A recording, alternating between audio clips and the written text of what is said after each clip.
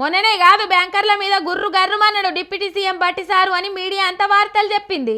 Array దేవుడు వరం ఇస్తే అయ్యగారు అడ్డం పడ్డట్టు మా సర్కారోళ్ళం 18,000 కోట్లు మీ బ్యాంకర్లకు ఇస్తే మీరు ఇంకా లోన్ల మాఫీ ఎందుకు చేస్తలేరు?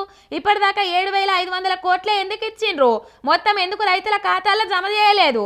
మేము పైసలు ఇస్తుంటే ఎవరి వాళ్ళకి ఇచ్చేందుకు మీకేం బాధ అవుతుందని సారు మీటింగ్లో గుస్సా అయిందన్నదైతే అబద్ధం కాదు కదా. దాని మీదనే మాజీ మంత్రి హరీష్ రావు థ్యాంక్స్ బట్టి గారు రుణమాఫీ సంపూర్ణంగా కాలేదు, 7,500 కోట్లే అయినాయని ఇప్పటికన్నా ఒప్పుకున్నారు, సంతోషమని సురుకు పెట్టిండు ట్వీట్లా.